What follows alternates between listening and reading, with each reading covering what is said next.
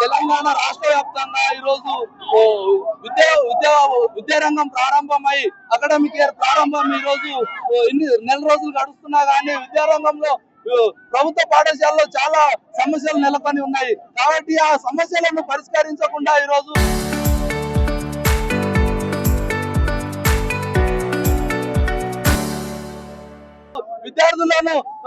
విద్యార్థులు ఏదైతే ఉన్నారో విద్యార్థులకు సరిపడా టీచర్ లేక అధికారులు మండల స్థాయి అధికారులు ఎంఈఓలు డిఓలు లేక ఈరోజు విద్యార్థులకు విద్యారంగాన్ని దాచేలాగా మారుతా ఉన్నది. కాబట్టి రాష్ట్ర ప్రభుత్వం ఏదైతే ఉందో విద్యార్థులకు తగిన టీచర్లను నియమించాలి.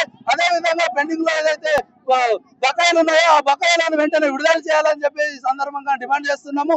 అదే విధంగా గురుకులాలు గొప్పగా చెప్పుకున్నటువంటి గురుకులాల్లో ఈ రోజు అనేక సమస్యలు ఉన్నాయి. ఆ సమస్యలను పరిష్కరించమంటే ఈ రోజు రాష్ట్ర ప్రభుత్వం పరిష్కరించకుండా ఈ రోజు విద్యార్థులకు విద్య అనేది దూరం చేస్తున్నటువంటి పరిస్థితి ఉంది.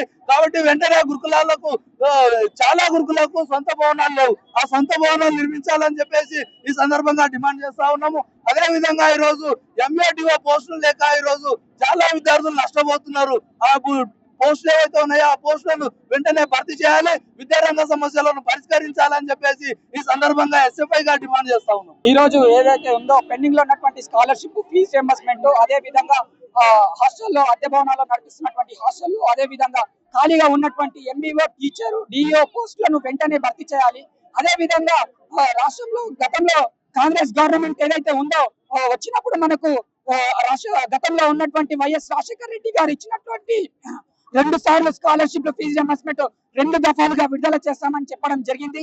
అయినా సరే ఈ రోజు కాంగ్రెస్ గవర్నమెంట్ అధికారంలోకి వచ్చి 2 సంవత్సరాలన్నర అవుతుంది కానీ ఇంతవరకు విద్యార్థుల సమస్యలను పరిష్కరించలేకపోవడం చాలా సిగ్గుచేటు.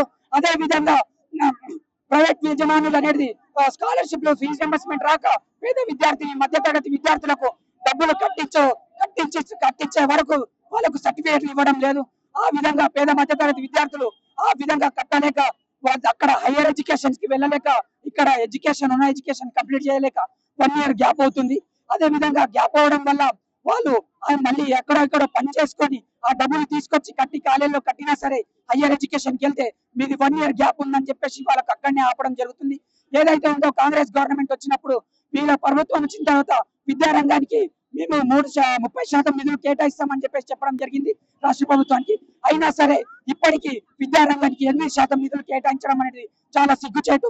విద్యా కేంద్ర మండలి కూడా మనకు ఈ రోజు కూడా విద్యారంగానికి 18% నిధులు కేటాయించాలని చెప్పేసి చెప్తున్నా సరే ఈ గవర్నమెంట్ పట్టించుకోవడం చాలా సిగ్గుచేటు, పట్టించకపోవడం. అదే విధంగా పేద మధ్యతరగతి విద్యార్థులు అనేది చాలా విద్యను నష్టపోతున్నారు. దాంతో పాటు ఏదైతే ఉందో ప్రభుత్వ విద్యా సంస్థలలో గవర్నమెంట్ స్కూల్స్ 32,000 స్కూల్స్ ఉంటే వాటిని కుదించి 4,000కు మార్చడం అనేది చాలా దుర్మార్గం. ఆ 4,000కు మార్చడం అంటే ఈ రోజు పేద మధ్యతరగతి విద్యార్థులకు విద్యను అనేది అందం ద్రాక్షగా మార్చే విధంగా కనిపిస్తుంది.